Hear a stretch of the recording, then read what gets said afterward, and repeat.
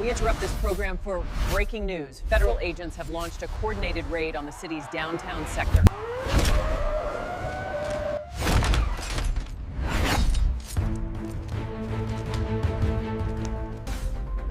This is a Channel 5 News breaking update. We are coming on the air with news that the FBI and ICE have launched a major operation.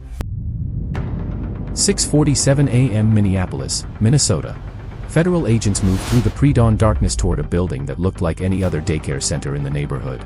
But this was no ordinary inspection. Inside, they would uncover a fraud network so massive it rivaled the entire GDP of Somalia. $2.1 billion stolen from American taxpayers. Funneled through ghost daycares. Routed to cartel operations. And protected by officials who were supposed to stop it. Let me show you how deep this goes. The building at 4217 Cedar Avenue was registered to Halima Ibrahim Gould, a 46-year-old Somali woman who claimed to operate 6 licensed daycare facilities across Minneapolis. On paper, her network served 742 children every week. State records showed consistent attendance. Monthly reimbursement checks arrived like clockwork. Everything looked legitimate. But when DHS Inspector Marcus Chin pushed through the front doors that morning, the silence told a different story. No children. No teachers. No sound. Just a security guard sitting in an empty lobby, scrolling through his phone. The playroom was untouched. Dust covered the toys. Cribs still had price tags. Educational posters curled at the edges, never hung properly. The kitchen had no food. The bathrooms had no supplies. This wasn't a daycare struggling to survive. It was a daycare that had never lived. Inspector Chin walked into Gould's office. The desk was neat. Too neat. A single binder sat in the center, thick with pages. He opened it. Inside were attendance sheets for 742 children. Names, signatures, pickup times. Months of records. All fabricated. Then he noticed the steel safe in the corner. If you want to see what they found inside, hit like so this story reaches more people who need to hear the truth. The safe wasn't locked. It opened with a simple turn. And what was inside changed everything. 6 black packages. Shrink-wrapped. Stamped with the CJNG cartel emblem. Each one contained crystal meth, approximately 8 kilograms per package. Street value, $1.2 million. Beside the drugs sat stacks of cash. $100 bills. 50s. 20s. All banded and organized. Agents counted $847,000 in that safe alone. This wasn't welfare fraud anymore. This was narcotics trafficking using child care subsidies as cover. Within minutes, the inspection became a federal crime scene. FBI, DEA, and ICE units converged on the location. The building was locked down. Evidence teams photographed every surface. And investigators began pulling financial records that would expose a network operating across 8 states. The numbers were staggering. Halima Ibrahim Gould had submitted 1,847 reimbursement requests over 32 months. State systems approved $18.3 million in payments. Not a single child on those rosters could be verified as real. Some names appeared on multiple facilities simultaneously. Others belonged to children who had moved out of state years earlier.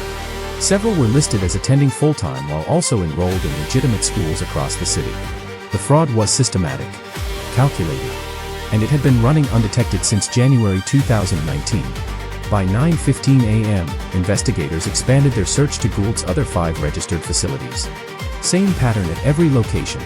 Empty buildings. Fake rosters. No evidence of children. But the financial trail revealed something even more disturbing. Comment exposed below if you believe investigations like this must continue. Transaction records showed payments flowing through a network of shell companies. Names like Bright Futures Child Development and Little Stars Learning Center appeared on bank statements, but corporate filings revealed no actual business operations. No leases. No payroll. No utility bills. The money moved fast. Deposits hit accounts on the 15th of each month. By the 17th, wire transfers emptied those accounts to secondary locations. Houston, Phoenix, Los Angeles. Some transfers went to remittance services with known ties to Somalia. Others disappeared into cryptocurrency exchanges. Federal analysts traced $67.4 million through this network in just 18 months. But Halima Gould wasn't working alone. Banking records revealed co-signers, business partners, facilitators embedded in community organizations that processed child care subsidy applications. Every link in the chain had a role. Every role was compensated. At 11:28 a.m., surveillance teams reported movement. Halima Gould was leaving Minneapolis. Her vehicle was heading south on Interstate 35, moving fast toward the Iowa border. Agents followed. By 2:14 p.m., her car reached Houston. But she wasn't going home. She was heading to the port. Coast Guard units received alerts. A private vessel, the Serenity Dawn, was scheduled to depart at 4 p.m. Manifest listed it as a leisure cruise. But maritime intelligence flagged the owner. A shell company traced back to the same network. Halima was running. Federal pursuit teams moved into position. Unmarked boats shadowed the Serenity Dawn as it left the dock and pushed into open water. The vessel moved south, parallel to the coastline, heading toward the Gulf of Mexico. For 3 hours, agents followed at a distance. Waiting. Watching. Letting her believe she was free. Then at 7:42 p.m., as the horizon darkened and the lights of Houston faded behind them, pursuit vessels closed in. Spotlights cut across the water. Sirens echoed over the waves. The Serenity Dawn had nowhere left to run. Type yes below if you're ready to see what happened next. Halima Ibrahim Gould was taken into custody on deck. She didn't resist. She didn't speak. Federal agents secured her hands and escorted her below while maritime units swept the vessel. Inside the cabin, they found 2 laptops, 4 encrypted phones, and a leather bag containing $1.3 million in cash. But the most important discovery was a handwritten ledger. Names. Locations. Payment schedules. Drop points. This wasn't just fraud. This was infrastructure. And the ledger pointed to a location outside Minneapolis that wasn't supposed to exist. 11:52 p.m. coordinates led federal teams to an industrial zone on the city's northern edge. The area was desolate. Warehouses and empty lots. The kind of place where people didn't ask questions. Thermal imaging detected activity inside a building marked as abandoned. But it wasn't abandoned at all. Heat signatures showed movement on 4 separate floors. Machinery running. People working. And something else. The building was fortified. Exterior cameras rotated every 30 seconds. Motion sensors lined the perimeter. Reinforced doors. Barred windows. This wasn't a warehouse. This was a compound. At 12:17 a.m., more than 200 federal agents surrounded the location. FBI, DEA, ICE, ATF, and local SWAT units coordinated entry points. Snipers positioned on rooftops. K-9 units stood ready. Medics staged nearby. The operation had one priority. Get inside. Secure the building. Extract anyone held against their will. The breach began at 12:34 a.m. Battering rams struck the front entrance. Steel doors buckled. Flashbangs detonated inside. The compound erupted in chaos. Agents poured through multiple entry points. Voices shouting commands. Footsteps pounding through corridors. Resistance met at every turn. But the mission didn't stop. Teams moved floor by floor. Clearing rooms. Securing hallways. And what they found inside was worse than anyone imagined. The first floor housed packaging stations. Industrial scales. Shrink-wrap machines. Cartel logos stamped on equipment. And product. Mountains of it. Fentanyl. 847 kilograms seized in the first sweep alone. Cocaine. 1,921 kilograms stacked in plastic-wrapped bricks. Methamphetamine. Heroin. Synthetic opioids in pill form designed to look like prescription medication. This wasn't distribution. This was production. The second floor held financial operations. Computers running 24/7. Ledgers tracking transactions across dozens of accounts. Money counters processing cash in real time. And records showing payments to officials who helped the network operate. If this shocks you, hit like now. The third floor was different. Darker. Quieter. Agents opened the first door and found 14 people inside a locked room. Exhausted. Terrified. Some were American citizens reported missing months earlier. Others were foreign nationals brought into the country under false pretenses. They weren't employees. They were captives. Rescue teams moved quickly, guiding them out, wrapping them in blankets. Medics checked vitals while investigators documented everything. More rooms. More people. By the time the compound was fully cleared, 52 individuals had been extracted. Some had been missing for 8 months. Others had vanished without a trace. Families had filed reports. Police had investigated. But the trail always went cold. Until tonight. The fourth floor revealed the command center. communication equipment, encrypted servers, surveillance feeds monitoring locations across multiple states. This network wasn't regional. It was national. And the deeper agents dug, the more connections emerged. Transaction logs linked the compound to 47 different child care facilities across Minnesota, Wisconsin, Michigan, and Ohio. All registered. All approved for subsidies. All processing reimbursements that never matched real children. The fraud network had generated $2.1 billion in false claims over 4 years. State systems approved payments that flowed through shell companies, converted into cash, and fed directly into cartel operations producing narcotics that killed Americans every day. This wasn't welfare fraud funding a lavish lifestyle. This was welfare fraud funding the opioid crisis. By 3:26 a.m., the compound was secured. Evidence teams worked through the night, cataloging, photographing, preserving every document, every device, every transaction record. The 52 rescued individuals were transported to medical facilities. Some needed immediate care. Others needed time. All of them needed answers. Share this so more people understand what's happening in America. At 6:14 a.m., federal prosecutors convened an emergency briefing. The evidence was overwhelming. And it didn't stop at Halima Gould. Banking records revealed payments to state employees who processed subsidy applications without verification. $840,000 in bribes distributed over 29 months. Some officials received monthly payments of $15,000. Others were paid for approval. Every fraudulent claim that moved through the system had been greased by cash. Then investigators found something even more disturbing. A name that appeared across multiple documents. Someone with access. Someone with authority. Judge Layla Mahad. Minneapolis Family Court. She had presided over custody cases, guardianship hearings, and foster care placements for 11 years. Her record was clean. Her reputation was solid. But her bank accounts told a different story. Between March 2020 and November 2023, Judge Mahad received $4.7 million in wire transfers from accounts linked to the fraud network. The payments were disguised as consulting fees and real estate investments. But the timing matched perfectly with case approvals that placed children into the system where their identities could be used for fraudulent claims. This wasn't just fraud. This was judicial corruption at the highest level. At 7:03 a.m., federal agents arrived at Judge Mahad's office. Unmarked vehicles. Quiet approach. No sirens. The door opened. Judge Mahad was at her desk, reviewing case files as if nothing had changed. She looked up when agents entered. Her expression didn't shift. She knew. FBI Special Agent Monica Torres placed the arrest warrant on the desk. Judge Layla Mahad, you are under arrest for conspiracy to commit wire fraud, money laundering, and racketeering.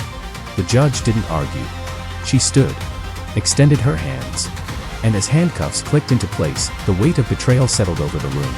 Behind her desk hung an American flag. Beside it, a framed photo of her swearing-in ceremony. Hand raised. Oath spoken. Justice for all. But justice had been sold. Comment justice below if you believe corruption must be exposed at every level. By 9:47 a.m., news of the arrest spread across Minneapolis.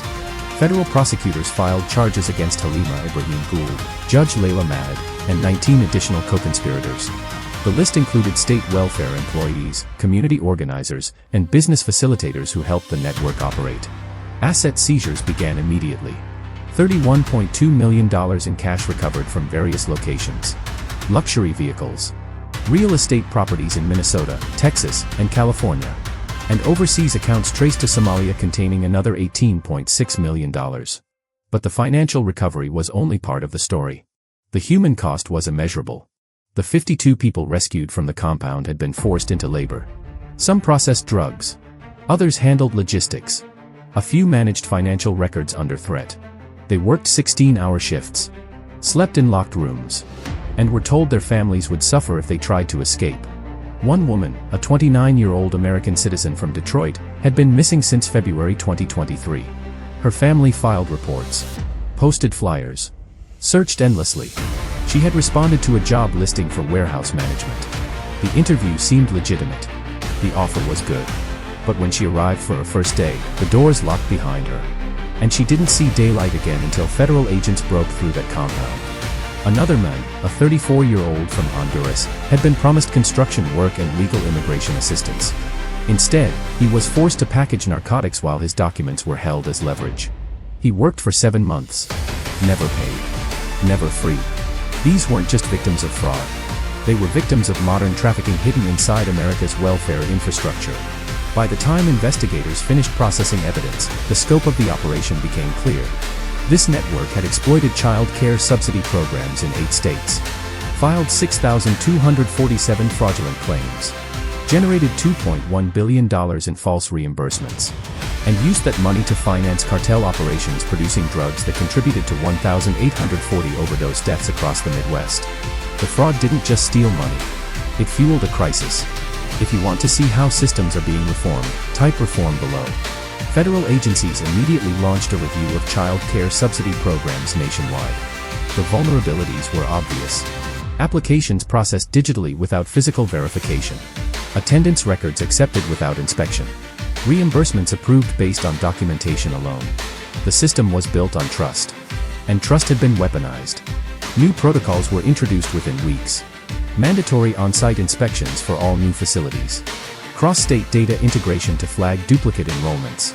Independent audit teams reviewing high-volume claims. And real-time verification of attendance through biometric check-in systems. Programs designed to help working families would now be protected by layers of oversight that couldn't be bypassed by paperwork alone. But the political fallout was immediate. Minnesota Governor Tim Walz faced intense scrutiny. How did this network operate for 4 years without detection? Why were no red flags raised when facilities processed millions in subsidies without evidence of children? Legislative hearings were convened. Agency heads testified. Oversight failures were documented in painful detail. The state's reputation took a hit. Trust in institutions weakened. And communities that depended on legitimate child care assistance found themselves under suspicion. The damage spread beyond fraud. It touched every family trying to access support. Every provider trying to operate honestly. Every taxpayer wondering where their money was really going. At the federal level, the case became a flashpoint. Immigration policy debates intensified. Some lawmakers demanded stricter vetting. Others warned against collective blame. The Somali community in Minneapolis, one of the largest in the United States, faced increased scrutiny and suspicion despite the fact that the vast majority had nothing to do with this network. Community leaders held press conferences. Mosques issued statements. Legitimate providers shared their struggles. The narrative shifted from criminals to communities. And the lines between accountability and prejudice became harder to navigate. But the investigation didn't stop. Share this video so more people understand what's at stake. By December 2024, additional indictments were filed. The network expanded beyond Minneapolis. Federal prosecutors charged 37 more individuals across Wisconsin, Michigan, Ohio, and Texas. Some operated daycare fronts. Others managed financial transfers. A few worked as recruiters bringing people into the labor operation. The cartel connection deepened. Evidence showed that CJNG operatives had embedded themselves within immigrant communities, using cultural ties and language barriers to build networks that law enforcement struggled to penetrate. They didn't recruit through violence. They recruited through opportunity. Promises of legitimate work. Assistance with immigration paperwork. Community support. And once people were inside, the reality changed. Doors locked. Documents seized. Threats made. The network thrived on desperation and isolation. Federal task forces began collaborating with community organizations to identify at-risk individuals. Outreach programs expanded. Multilingual resources were distributed. And whistleblower protections were strengthened to encourage reporting without fear of deportation or retaliation. The goal wasn't just to prosecute criminals. It was to dismantle the conditions that allowed this network to recruit and operate. By February 2025, trials began. Halima Ibrahim Gould faced 47 federal charges. Prosecutors presented overwhelming evidence. Financial records. Testimony from rescued individuals. Surveillance footage. Encrypted communications. Every piece of the puzzle connected. Her defense argued coercion. Claimed she was manipulated by cartel operatives. Suggested she was a victim as much as a perpetrator. The jury didn't agree. On March 12, 2025, Halima Ibrahim Gould was convicted on all counts. Sentencing guidelines recommended 35 to 45 years in federal prison. Judge Layla Mahad's trial followed in April. The evidence against her was damning. $4.7 million in payments. Case approvals that facilitated fraud. Communications showing coordination with network operatives. She took the stand. Claimed ignorance. said the payments were legitimate consulting fees for immigration advocacy work. But the prosecution dismantled every claim. Banking records showed payments routed through shell companies. Emails revealed explicit instructions. Approval patterns matched subsidy disbursements with statistical precision. On May 8, 2025, Judge Mahad was convicted of racketeering, wire fraud, and money laundering. The woman who once swore to uphold the law became its most visible betrayer. Sentencing came in June. Halima Ibrahim Gould received 42 years in federal prison without possibility of parole. Judge Layla Mahad received 28 years. 19 co-conspirators received sentences ranging from 8 to 22 years. But the network's damage couldn't be undone by sentencing alone. Hit like if you believe justice is worth fighting for. The 52 individuals rescued from the compound faced long roads to recovery. Some returned to families who had never stopped searching. Others had no families left to return to. Trauma counselors worked with each survivor. Legal advocates helped navigate immigration status. Job placement programs offered new starts. But the psychological scars remained. Months of captivity, fear, forced labor, the knowledge that they had been invisible to a system that should have protected them. One woman told investigators she thought no one would ever find them, that the compound would remain hidden, that she would disappear like so many others whose names never made the news. But she was wrong. And the reason she was wrong mattered. This case broke open because one DHS inspector refused to accept paperwork as reality. Because Marcus Chin walked into that daycare and asked the most basic question, where are the children? That question led to a safe. The safe led to a ledger. The ledger led to a compound. And the compound led to 52 people being brought back into the light. Systems can fail. Institutions can be corrupted. Networks can hide in plain sight. But vigilance, when practiced with courage and persistence, can expose even the most organized deception. This investigation revealed something deeper than fraud. It exposed how public programs built to serve vulnerable communities can be turned into weapons by those willing to exploit trust at scale. How criminal networks adapt to bureaucratic structures. And how silence, efficiency, and routine can become the greatest enablers of organized crime. The $2.1 billion stolen wasn't just money. It was opportunity. Healthcare. Education. Stability. Every dollar diverted was a dollar taken from a family trying to survive. From a child who needed care. From a community that deserved support. And the narcotics produced with that money, they didn't stay in warehouses. They moved into neighborhoods, schools, hospitals. They contributed to overdoses, deaths, broken families. The fraud network didn't just steal from taxpayers. It fueled a crisis that killed Americans. Comment accountability below if you believe every level of this network must face consequences. But this story isn't finished. Federal investigations are ongoing. More indictments are expected. Financial trails continue to be traced across international borders. And other cities are now reviewing their subsidy programs with the same scrutiny that exposed Minneapolis. Because if this network operated for 4 years in one state, the question isn't whether similar operations exist elsewhere. The question is how many. Child care fraud cases have been opened in Wisconsin, Michigan, Ohio, Arizona, and California. Some investigations are in early stages. Others are moving toward prosecution. The patterns are familiar. Ghost facilities, fake rosters, shell companies, money flowing through systems designed to help, not harm. The reforms introduced in Minnesota are now being adopted nationwide. Mandatory inspections, biometric verification, real-time audits, cross-state data sharing. Programs built on trust are now reinforced by accountability. But reforms alone won't stop this. What stops it is people asking questions. Inspectors who don't accept surface-level answers. Communities that report suspicions. Legislators who demand transparency. And citizens who refuse to let fraud hide behind legitimacy. This network survived because no one looked closely enough. It collapsed because one person did. And that's the lesson. Vigilance isn't the responsibility of agencies alone. It's the responsibility of everyone who believes that systems created to serve communities should never become pipelines for those who seek to destroy them. The fight isn't over. More networks are being investigated. More evidence is being analyzed. More people are being held accountable. And more reforms are being implemented to ensure that what happened in Minneapolis can never happen again. If you believe this story needs to be heard, hit like right now. Comment what reform you think should be prioritized. Subscribe so you don't miss the next investigation. And share this video before it gets buried. Because the $2.1 billion fraud network was exposed. But the systems that allowed it to thrive are still being rebuilt. The question now is whether we have the courage to demand accountability at every level, from the criminals who stole, to the officials who enabled, to the structures that failed. This is only the beginning.